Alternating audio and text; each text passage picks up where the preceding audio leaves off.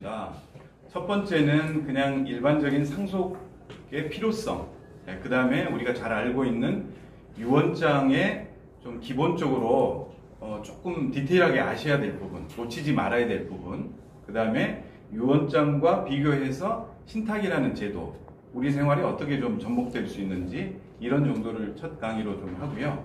그 다음에 한 20-30분 정도는 우리한테 이제 더 고령화가 되면 필요한, 우리 부모님들 세대에 필요한 그 성년 후견 제도와 신탁의 연관 관계, 이런 거 정도 제가 설명드리도록 그렇게 하겠습니다. 네, 반드시 하나은행 이렇게 꼭 넣으셔야 됩니다. 네.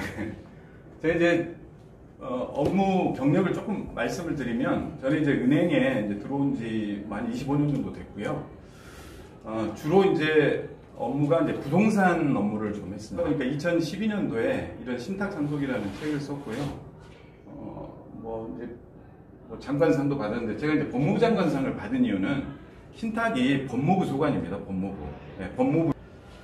자, 이제 오늘은 상속에 대해서 조금 이야기를 나누겠습니다. 아마 이제 많은 고민들을 집안에서 하셨을 거고, 각 집에서 가정마다 1차 상속을 이미 겪으신 분들도 있으시고, 그러면서 아픈 기억도 있고, 또 우리 집은 무난했다 이런 집들도 있을 겁니다. 근데 이제 초고령 사회가 되다 보니까 계속해서 이제 상속의 문제는 우리를 피해갈 수 없는 거고, 금액이 적더라도 정말 분쟁이 날 수 있는 게 이 상속이기 때문에 좀 디테일한 문제들 한번 짚어보도록 그렇게 하겠습니다. 이제 상속 문제를 이야기를 할 때 우리 상속 고민을 해야 되는 이유들이 있습니다. 각자마다 다 있으시겠죠. 어떤 분들은 세무, 어떤 분들은 또 각자마다의 뭐 장애인 문제, 고령의 문제, 이런 것들이 있을 겁니다. 근데 상속 고민을 해야 되는 이유를 제 나름대로 짧은 경험이지만 몇 가지로 좀 분류를 해봤습니다. 첫 번째가 과거보다 재산의 규모가 커진 것 같습니다. 그걸 제가 세금으로 좀 표시를 해봤습니다. 여러분들 제가 통계 자료를 보면 2001년도에 증여세가 6,500억, 상속세가 4,000억 정도 됐습니다. 근데 이제 16년, 17년 정도 지나니까 증여세가 4조 7천, 그 다음에 상속세가 2조 5천 정도 됐습니다. 그래프 보시면 아시겠죠? 파란색의 증여세, 빨간색의 상속세 계속 오르고 있죠. 이게 오른다는 것은 결국 과표가 오른다는 거죠. 재산의 규모가 커졌다. 그러다 보니까 상속이나 증여하면 돈 많은 사람들의 문제, 이렇게만 이제 치부를 했던 게 사실인 것 같습니다. 근데 이제는 뭐 집 한 채만 해도 요즘에는 15억, 20억, 30억, 뭐 심지어 100억까지 가는 주택도 있기 때문에 집 문제만 해도 10억 이상이 넘게 되면 상속세를 내야 되는 가정이 해당이 되기 때문에 과연 이제는 뭐 돈 많은 사람들의 문제냐, 이렇게 보기는 어려울 것 같아요. 여하튼 재산의 규모가 커진 게 상속 갈등에 고민을 해야 되는 이유 중에 큰 하나였다, 이렇게 생각이 됩니다. 자, 두 번째는 이혼 문제입니다. 이혼 문제. 자, 통계 자료를 한번 보실까요? 매년 성원 건수가 한 30만 건 정도 됩니다.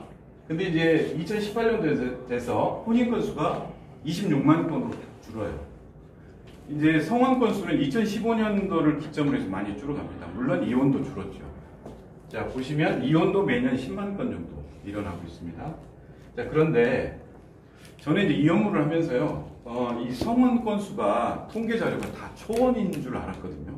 초원인 줄 알았는데, 밑에 보시는 것처럼 양쪽 다 초원인 사람, 양쪽 다 초원인 사람은 77% 정도 됩니다. 그럼 나머지 23%는 재원, 3원, 4원, 이런 사람들 만나게 됩니다. 저도 이제 어제 상담을 오전에 하고 오후에 했는데요. 오전에는 40대 초반에 분 만났거든요. 근데 이제 재혼을 앞두고 내 살림살이를 어떻게 정리를 해야 될까, 그 다음에 혹여 내가 문제가 생기면 우리 아들을 어떻게 케어해야 될까, 이런 문제고요. 오후에 만난 분은 80대 중반인데 결국 치매 걱정하시는 그런 분이었거든요.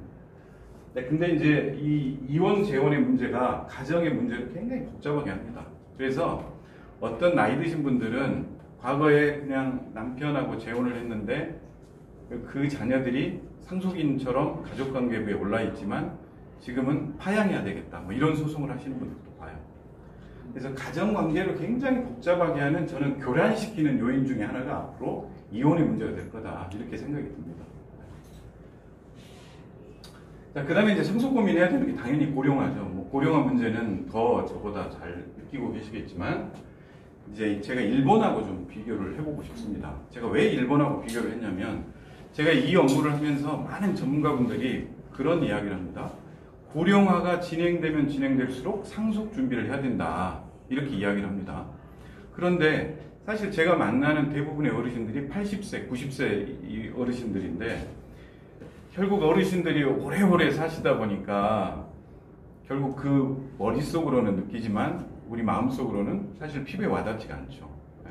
그래서 저는 이 고민을 어떻게 우리가 대비해야 된다고 어르신들을 설득해야 될까, 이 고민을 좀 해봤습니다. 그러다 보니까 이제 일본을 들여다보게 됐죠.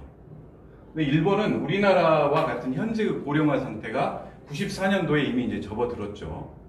고령사회에 접어들었고요. 자, 근데 그것과 관련해서 일본의 상속 분쟁이 발생하기 시작한 것, 그때가 언제냐면 96년, 97년, 98년, 2000년도로 가면서 급속도로 증가를 합니다. 그래서 2000년도 정도의 일본 자료를 보면 상속 분쟁이 전후 비교해서 한 5배 정도 증가를 해요. 그러니까 인간의 수명이라는 게 아무리 고령화가 돼도 어느 일정 시점이 되면 준비되지 않은 상태의 고령 어르신들이 대거 사망하면서 사회적인 문제가 일어났죠. 그때 금융기관들도 유언장을 보관하는 그런 일들, 그 다음에 유언장을 쓰자, 이런 이제 사회적인 문화들이 일어납니다. 그래서 심지어는 문방구점에서 유언장을 쓰는 키트도 성행하면서 서로 선물하는 그런 문화가 이제 이때 일본에서 일어났죠. 제가 보기에는 얼마 남지 않았다, 그런 생각이 듭니다. 85세 이 어르신들이 10년을 장담할 수 없는 거고, 아무리 인간의 수명이 길어도 앞으로 5년 혹은 10년 이렇게 시간이 지나면 우리의 평범한 가정의 문제가 가장 큰 문제가 상속 문제가 아닐까, 그런 생각이 들어봅니다. 이제 상속 관련해서 우리가 좀 알아야 될 문제가 있습니다. 이제 보니까 여성분들이 더 많으신데요, 더 도움이 되실 것 같아요. 상속 분쟁의 큰 원인은 가장 큰 게 요즘에 이제 유류분하고 기여분 문제입니다. 근데 기여분은 청구할 수 있는 내용이 별로 크지가 않아요, 사실은. 그러다 보니까 상속 분쟁의 한 70%를 차지하는 게 유류분이라고 합니다. 요즘에는 소위 딸들의 반란이다, 이렇게 이야기를 하는데, 유류분의 개념을 제가 조금만 더 짚어드릴게요. 자, 이제 아버님이 계시고 아들 둘이 있는데 2분의 1씩 받아가야죠. 딸이든 아들이든 받아가야죠. 근데 아버님이 아들 1에게만 유언장이든 신탁이든 다 주겠다, 이렇게 이제 쓰고 사망하셨어요. 그러면 아들 2가 내가 받아야 될 2분의 1에 그 법정 상속분의 반을 달라, 이렇게 요구할 수 있는 게 이제 유류분입니다. 그렇게 여러분들도 알고 계시죠. 자, 그런데 몇 가지 조금 더 깊게 짚어보실 분이 있습니다. 이 유류분 내용은요, 그 아침마당이나 이런 데 너무 잘 나와가지고 집에 돌아오면 저희 와이프도 오늘도 유류분, 어제도 유류분, 뭐 이런 이야기들이 굉장히 많이 나옵니다. 자, 실제 있었던 판례입니다. 이걸 가지고 한번 좀 짚어보죠. 어떤 집안이었냐면 아버님이 계시고 어머님은 안 계신 상태였어요. 그리고 오빠와 여동생이 있습니다. 근데 아버님이 돌아가시기 20년 전에 안성에 있는 포도밭을 오빠에게 증여를 해줬어요. 증여해줬을 때 가액이 얼마냐면 1억입니다. 1억. 그리고 사망하신 시점은 이제 증여하고 20년 뒤에 돌아가셨는데, 그때는 상속재산이 한 푼도 없었어요. 네. 자, 그러다 보니까 나눌 재산도 없죠. 그리고 끝났습니다. 자, 그런데 이 여동생이 오빠가 증여받은 안성의 포도밭을 둘러본 거예요. 네, 왜 둘러봤는지 모르겠습니다. 근데 둘러보니 오빠의 재산이 100억대가 된 거예요. 그러니까 이제 사람 마음이 좀 달라지죠. 그래서 오빠한테 이제 전화를 합니다. 오빠, 나도 살기 힘든데 좀 뭐 몇 평이라도 떼어달라, 좀 도와달라, 이런 요구를 합니다. 자, 그런데 어때요? 오빠는 이미 법률 자문을 딱 끝내는 상태입니다. 그래서 이제 여동생이 계속 전화하니까 처음에는 받아주다가 계속 전화도 안 받는 거예요. 여동생이 화가 나죠. 네. 자, 이 상태에 여성분들이 한번 감정이입을 한번 시켜보시죠. 네. 자, 이때 여동생은 오빠를 상대로 유류분 청구 소송을 할 수 있을까요? 할 수 있을까요? 뭐 편하게 한번. 어떠세요, 선생님? 못할 것 같으세요? 못하는 이유는? 20년 전에 이미 증여를 해가지고 소유권 자체가 넘어가 버린 거 아니에요? 예. 오늘 저한테 식사비를 좀 주셔야 되지 않을까 싶어요. 네. 결론적으로 이야기하면 유류분 청구소송을 할 수가 있어요. 와. 네. 자, 왜 그러냐면 아까 이제 세금 이야기를 했기 때문에 그렇습니다. 우리가 증여를 하는 이유는 뭐예요? 증여를 하고 10년이 지나면 과표에서 빠지니까 세금을 줄이기 위해서 빨리빨리 증여를 하십시오라고 이야기를 하는 거거든요. 근데 이제 유류분의 분쟁이 이렇게 일어나는 이유는 유류분이라는 것은 지금 아버님이 돌아가시고 남아있는 상속재산만 가지고 따지는 게 아니라요. 10년 아니라 20년, 30년 전에 다른 상속인에게 준 증여분도 합산해서 따집니다. 그러니까 유류분의 개념이 자, 너는 아빠한테 생전에 많이 받았잖아. 이제 이런 이제 형평성의 문제를 이야기를 하는 거죠. 네. 뭐 이제 여기서 따님 입장이 아니라 며느님 입장이면 약간 이제 기분 점잖으실 수도 있을 텐데, 여하튼 그렇습니다. 네. 그러니까 이 따님은 유류분 청구소송을 할 수가 있어요. 네. 자, 그럼 이제 우리 다시 한번 생각해 보죠. 유류분 청구소송을 할 수 있어요. 자, 그러면 선생님한테 다시 한번 여쭤볼게요. 유류분 청구소송을 하려면 이제 가액이 있어야 되잖아요. 받아낼 금액. 20년 전에 1억 기준으로 하고 싶으세요? 100억 기준으로 하고 싶으세요? 100억. 정답은 뭘까요? 정답은? 정답은 100억. 네, 정답은 100억. 자, 유류분이라는 것은 과거에 증여했던 재산이 사망 시점으로 환산을 해서 이제 평가를 하는 겁니다. 그러니까 여러분, 저기 아까 그 여동생은 얼마를 유류분을 받을 수 있을까요? 50억의 절반, 25억. 우와. 25억을 받을 수 있죠. 자, 여러분들 내가 유류분으로 청구받을 수 있는 금액이 5천만 원이면 오빠에게 소송하시겠어요? 네, 안 하시겠죠. 5억이면 좀 왔다 갔다 하시죠. 자, 25억이면 그렇죠. 반드시 해야죠. 아니 그 25억을 만약에 받게 되면 네. 세금은 본인이 부담해요. 그러니까. 그렇죠. 그러면 25억이라는 건 따르잖아요. 그렇죠. 안성 포도 마시면. 그렇죠. 그러면 본인이 개인이 자기가 그 25억에 대한 세금을 낼 현금이 없으면 이제 대출을 받든지 뭐 다른 방법으로 해야죠. 네. 자, 근데 세금 뭐 이런 이제 딸들도 계시겠죠. 나 세금 있으니까 안 받을래. 이런 분들도 계시겠지만 평가된 금액에서 내가 받는 거니까 안 받기야 하겠습니까? 세금도 받은 금액에서 내는 거니까. 이제 그렇습니다. 근데 이제 아까 실제 사건에서는 어땠냐면 이 오빠는 이미 법률 자문을 끝냈다 그랬잖아요. 그러면 유류분 청구소송을 언제까지 하고 싶으세요? 언제까지? 받고 싶을 때까지? 받을 수 있을 때까지? 근데 무한대로 할 수는 없잖아요. 그걸 이제 소멸시효라고 하는데 그 기간이 부모님 사망일로부터 10년, 최대 10년. 그리고 또 하나 엔드 조건이 있습니다. 부모님이 사망으로 인해서 내 유류분이 침해당했다는 사실을 안 날로부터 1년. 그러니까 이제 이 여동생은 부모님 돌아가신 날로부터 1년 이내에 유류분 청구소송을 해야 되는 거예요. 근데 법률 자문을 받은 오빠는 그래 1년만 내가 피하면 되겠다 해가지고 그 여동생이 계속 전화를 해도 안 받고 1년을 이미 넘겨버렸습니다. 네. 그러니까 이제 이 여동생은 유류분 청구소송을 못할 것이다 이렇게 생각을 했죠. 근데 실제 사건에서는 이 유류분 청구소송을 판사님이 받아줬어요. 왜 받아줬냐면 전화로 동생도 이제 여동생도 유류분 청구에 대한 법률 자문을 받아서 계속 전화를 합니다. 오빠 뭐 이제 법적으로 나도 할 수 있다는데 등등등 이렇게 남겨놓은 게 그 소멸시효를 중단하는 사유가 된 거예요. 네, 그래서 이제 법률 쪽으로 대응을 할 수가 있었죠. 이제 그랬더니 이제 오빠가 형제끼리 이럴 수가 있냐 해가지고 이제 그때서야 조금 이렇게 넘겨줬던 그런 게 있습니다. 그래서 유류분은 뭐 정말 현재가로 환산을 하는 것부터가 사실 문제가 되는 거예요. 판사님들 말씀을 들어봐도 유류분 청구소송 굉장히 어렵다 그래요.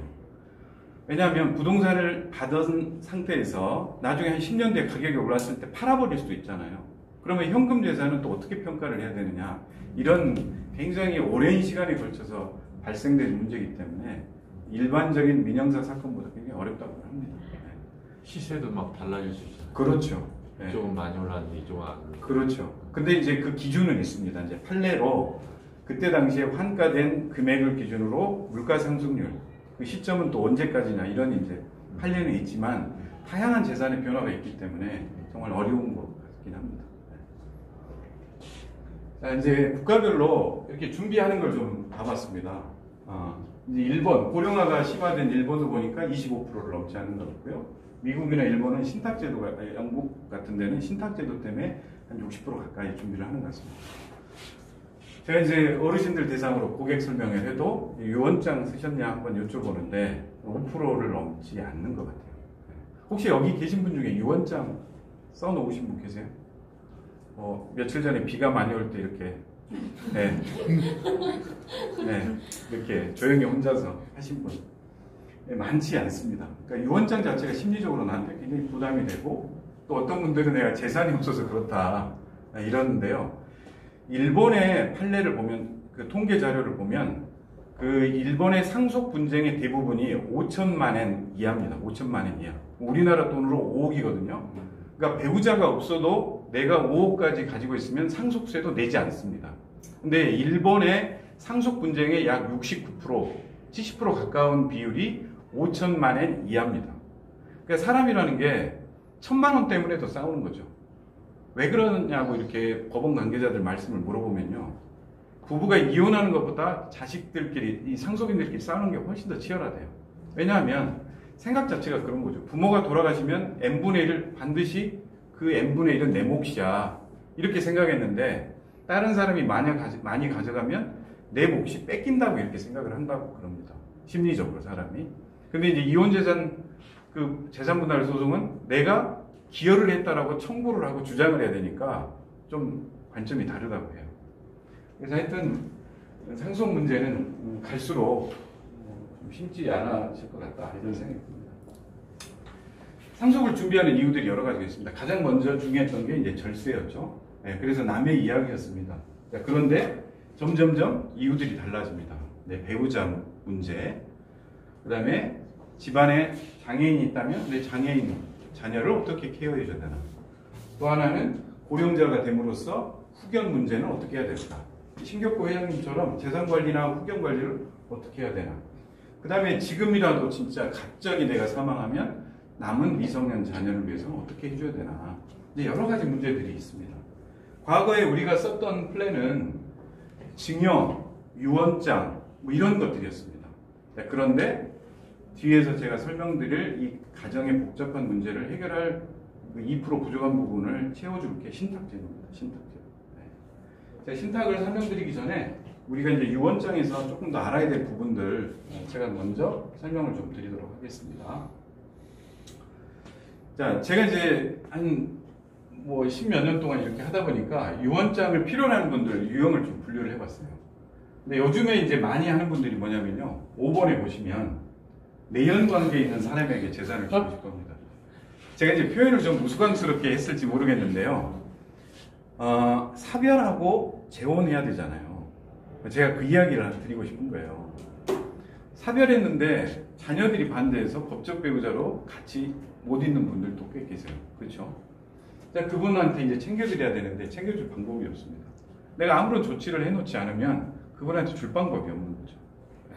그래서 본인의 뜻을 남길 수 있는 유언장을 남겨놓거나 최소한의 유지는 남겨두셔야 되는 거죠. 네.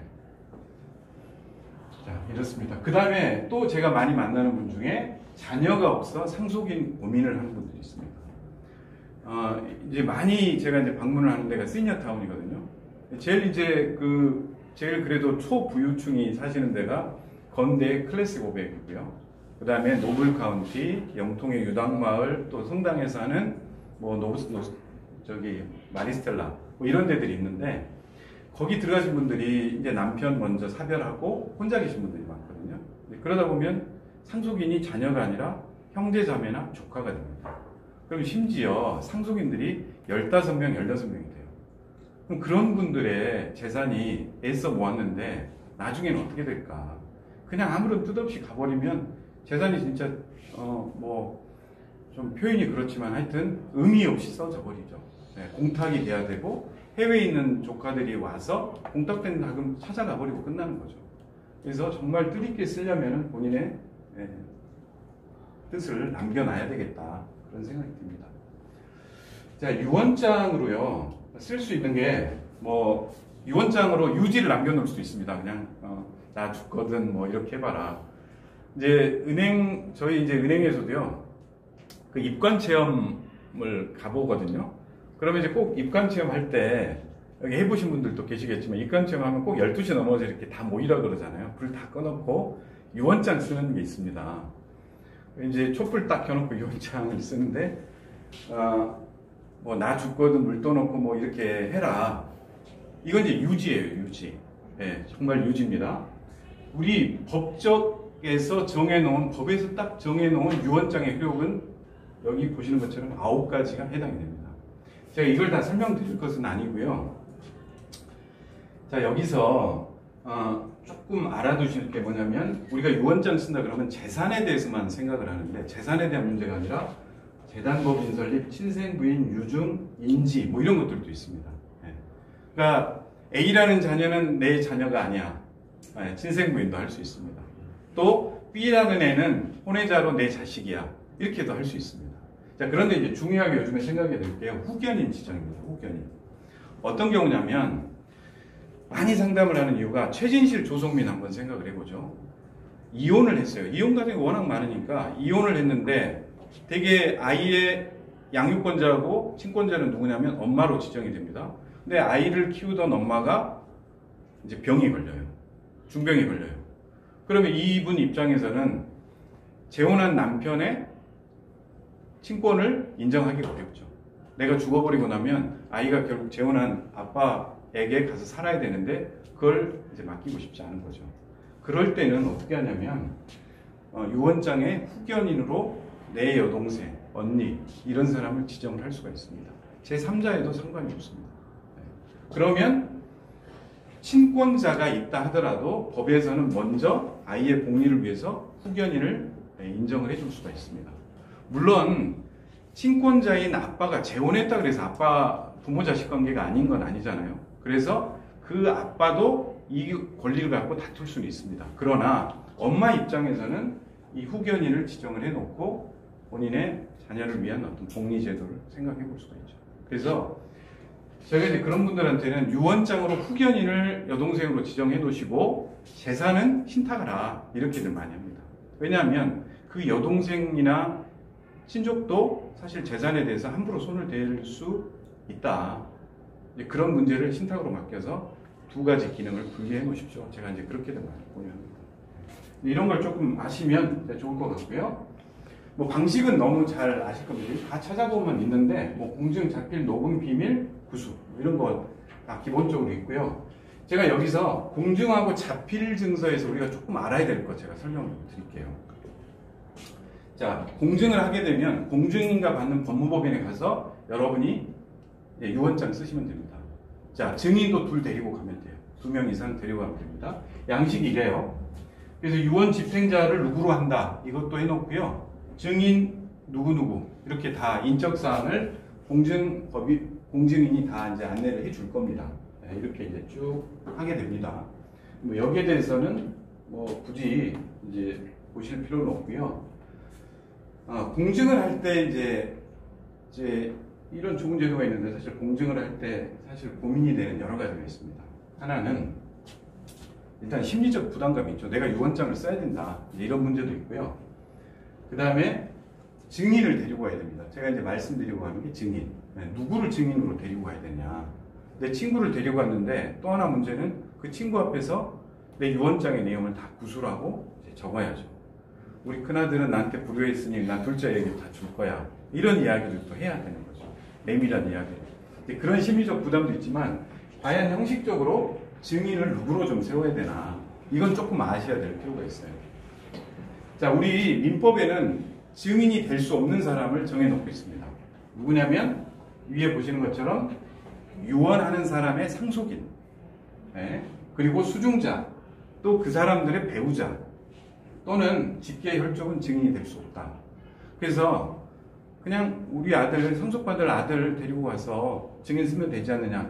안 되는 겁니다. 쉽게 이야기 드려서. 근데 또 공증법에, 공증인법에 이런 제약들이 있습니다. 물론 이제 그 공증인이 알아서 잘 해주겠지만 놓치는 부분도 있어요. 어떤 경우냐면 형사처벌 받고 5년이 경과되지 않았다. 이것도 안 됩니다. 그래서 이런 이야기들을 다 물어보시면 좋은데 이런 걸 놓쳤다. 그러면 그 공증받은 유언장이 원천적으로 무효가 되거든요. 효력 자체가 아예 없어지는 거예요. 자, 그 다음에 또 요즘에는 그냥 그 공증할 사람이 없어요. 저 증인이 안 데리고 갔습니다. 그러면은 옆에 그 사무실에 김양, 그냥 와서 증인 옆에 서명해. 이렇게도 할 수 있거든요. 근데 판례에서 그걸 부인을 했어요. 그 공증하는 변호사의 장인이나 그 배우자가 쓰는 것도 우리 판례에서는 인정하고 있지 않습니다. 네. 요즘에는요, 그 거래하는 은행 있지 않습니까? 은행 PB를 데리고 가서 저도 예전에는 이제 고객분들 증인도 서보긴 했는데 거래하는 나의 거래를 담당해주는 PB를 데리고 와서 하는 것도 문제가 생기기 시작하는 것 같아요. 그러니까 왜냐하면 나에게 너무 우호적인 사람으로만 인정이 되는 거죠. 네. 그런 것들을 감안하시면 좋겠다 생각이 듭니다. 자, 이제 공증하면 300만 원 돈 듭니다. 이제 0.25% 비율대로 이렇게 나와서 최대 300만 원이 있고요. 물론 변호사 상담료는 별도로입니다. 자, 그래서 이제 자필유언장을 이렇게 써보는 거예요. 자필유언장 A4 용지에다 다 쓰시면 돼요. 편하게 다 쓰시면 돼요. 본문 다 쓰시고요. 주소, 이름, 날짜 본인 서명하시면 돼요. 자, 그런데 이렇게 날인을 하라고 그랬는데 서명을 하면 어떨까요? 서명을 하면 이 유언장이 효력이 있을까요? 질문의 의도로 봐서는 효력이 없는 것 같죠.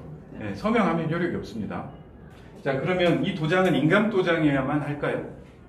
꼭 그렇지는 않습니다. 그냥 막도장이어도 됩니다. 자, 그리고 그냥 우무인 날인을 했어요. 그건 어떨까요? 유효할 것 같아요. 네, 인정해줍니다. 인정해줘요. 서명은 안 되는데 또 우무인은 또 인정을 해주고 있어요. 우리 판례가. 자, 그런데 이제 재미있는 판례 중에 하나가 이런 게 있습니다. 어떤 분이요, 본인 이름이 홍길순이에요. 홍길순. 근데 이분은 늘 자기 도장을 홍이쁜이 이렇게 해가지고 도장을 찍고 다녔던 분이 있어요. 그래서 이제 자필유언장에도 본인이 홍이쁜이라고 찍은 거예요. 근데 이게 효력이 있느냐? 이게 이제 이슈가 됐습니다. 판사님은 부인했습니다. 부인한 이유가 뭐냐면, 자, 홍이쁜이라는 이름이 이 사람의 객관적인 형상을 반영하면 인정. 그렇지 않으면 안 된다. 그러니까 이제 판사님이 보기에 이분이 홍이쁜이는 아니었나 봐요.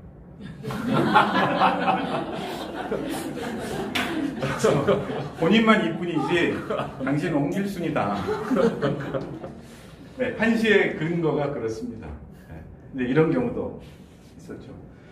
자, 이제 자필증서에 관한 유명한 판례가 있습니다. 여기 보시면 여기다 이제 주소를 적으라고 그랬잖아요. 근데 이제 이런 경우였어요. 아버님이 큰아들하고 둘째 아들이 있는데 큰아들 집이 암사동이었어요. 자필유언장 다 썼습니다. 그래서 본인이 마지막 이제 정말 큰일을 했다 생각하고 우리 탈고하듯이 마지막에 주소를 어떻게 썼냐면 암사동에서 이렇게 딱 쓴 거예요. 그래서 이제 1심에서는 어떻게 되냐면 인정해줬어요. 왜냐? 큰아들이 객관적으로 주소를 암사동에 두고 있으니까. 근데 2심에서는 부인했어요. 대법원에서는. 둘째 아들이 이제 당연히 문제 제기를 했겠죠. 그래서 둘째 아들의 손을 들어줬습니다. 근거는 암사동이 다 네 집이냐. 암사동이라고 하면 안 된다. 암사동 무슨 아파트 몇 동 몇 호 명확하게 기재를 해야 된다. 이 대표적인 판례입니다. 그래서 주소도 정확하게 기재를 해야만 합니다. 자, 여기까지 이제 돈 안 드는 자필유언장을 다 썼어요. 자, 그러면 만사 오케이인가요? 여기서부터 이제 또 문제가 생깁니다. 뭐냐면 자필유언장은 내가 그냥 제대로 썼는지 알 수가 없잖아요. 그렇죠? 그래서 돌아가신 뒤에 망자 이후에 이 자필 증서에 대해서 법원에서 검인을 합니다. 검인한다는 것은 이게 훼손되지는 않았는지 본인이 제대로 쓴 건 맞는지 이 과정을 거쳐요. 소송이 아닌 비송사건으로 진행이 됩니다. 자, 그런데 이제 등기관들이 사실은 실제 부동산 등기를 하고 할 때는 정말 이제 판사 같은 역할을 하는데요. 자, 요걸 한번 제가 이제 보시죠. 자, 여러분들 자필로 유언장을 쓸 때 우리가 간과하는 게 하나 있습니다. 뭐냐면 유언 집행자를 빠뜨리는 경우가 있어요. 공증받을 때는 유언 집행자를 반드시 공증인이 지정을 하거든요. 근데 반면에 본인이 쓰시면 나 어떻게 주어라 이것만 하지 집행자 누구로 하는 걸 빠뜨리는 경우가 많아요. 이걸 빠뜨려 버렸을 때 이제 문제입니다. 이걸 빠뜨려버리죠. 그래서 이렇게 되는 거예요. 빠뜨려버렸고 누가 집행을 해야 될지 구분이 안 됩니다. 근데 남겨진 재산이 부동산이에요. 부동산일 경우에 어떻게 되냐면 여기 보십시오. 이거 한번 읽어드리면 유언 집행자가 없는 경우 부동산 등기를 어떻게 하냐면 정해지지 않은 경우는 누가 하는 걸로 돼 있습니까? 상속인 전체. 상속인 전체가 해야 돼요. 그래서 내가 가지고 있는 아파트를 우리 큰아들에게 다 주겠다라고 했어요. 그리고 아들로 상속 집행일을 정해놔야 되는데 정해놓지 않으면 둘째, 셋째와 전체가 다 협의해서 집행을 해야 되는 문제가 생기는 거죠. 그러니까 자필 유언장을 내용을 아무리 멋들어지게 써도 검인 과정에서도 문제가 생길 수 있다. 이런 부분들을 좀 주의하시면 좋을 것 같아요. 네. 그리고 집행 기준은 과반수 동의입니다. 그러니까 어떤 편향된 유언 내용을 쓰시면 검인 과정에서도 문제가 생길 수 있다. 그래서 이제 많은 그 법률 전문가들이 가급적 자필 유언보다는 공증이나 다른 이제 객관적인 전문가의 도움을 좀 받아라 이렇게 이야기하죠. 그 로스쿨 교수님 말씀을 들어보면요, 로스쿨에 입학하는 학생들한테 그 상속 시간에는 자필 유언장을 한번 써와봐라 이렇게 이제 숙제를 내준답니다. 이제 그 친구들이 써와서 보잖아요. 그러면 한 60% 정도가 무효인 유언장을 써온대요. 로스쿨 들어온 친구들도 그렇거든요. 그래서 이제 자필 유언장을 뭐 혹시나 샘플이 필요하시거나 그러면 저희한테 또 말씀을 해주시면 저희가 그런 것들도 드리도록 하겠습니다.